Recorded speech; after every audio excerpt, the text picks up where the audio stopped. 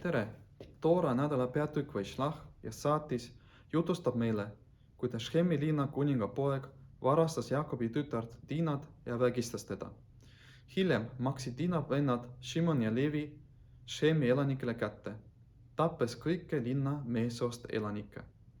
Kommentaar Bereshit Rabbah selgitab, et siis, kui Shimon ja Levi tapsid kõike Shemis elavaid mehi, olid nad alles 13-aastased. Kirjeldades seda episoodi, kasutab Toora Shimoni ja Levi puhul sõna mees. Heebrea keeles ish. Shimon ja Levi, Dina vennad, iga mees võttis oma mõõga.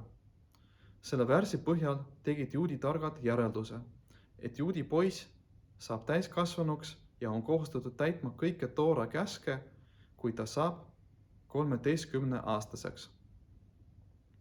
Chabadi rabidel oli kombeks oma poegade bar mitzvade ehk 13-aastaseks saamise puhul öelda mamari, hasidilise essee, mis algas sõnadega loome inimese Adam oma näo järgi.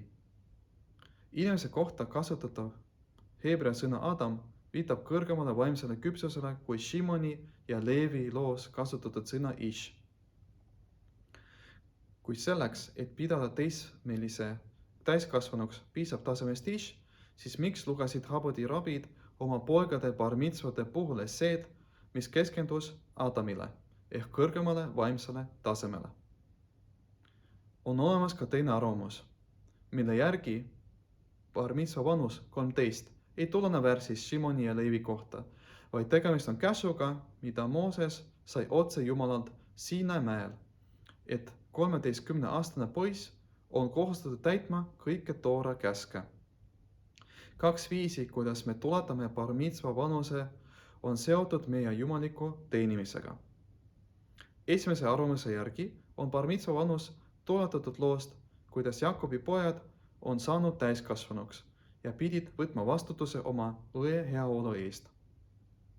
See viitab ratsionaalsele Jumala teenimisele, mis põhineb täiskasvanu inimese võimekusel väärtustada Jumalat ja tema käske. Teise arvamuse järgi, et bar mitzva vanus on otsene jumalik käsk Moosesele, mis on öeldud talle Siinai mäel Toora saamise ajal, kirjeldab Jumala teenimise viisi, mis põhineb allumisel jumalikule tahtele. Tegemist ei ole asjaga, millest me suudame ratsionaalselt aru saada.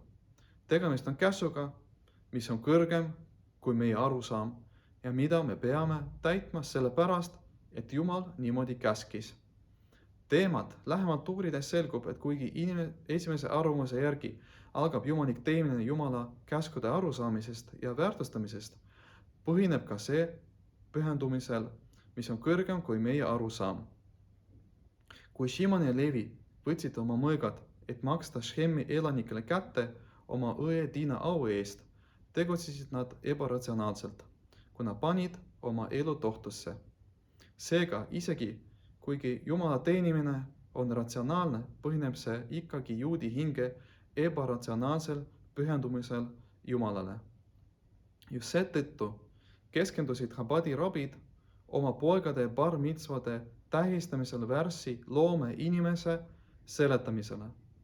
Sõna Adam, mees, koosneb samadest tähtedest nagu sõna meod, ülimalt hea. Seega viitab sõna Adam mitte ainult bar mitzva poisi intellektuaalsele ja vaimsele küpsusele, kuid ka vajadusele ületada oma ratsionaalsed piire Jumala teenimisel. Shabbat shalom ja meeldivat Toora õppimist!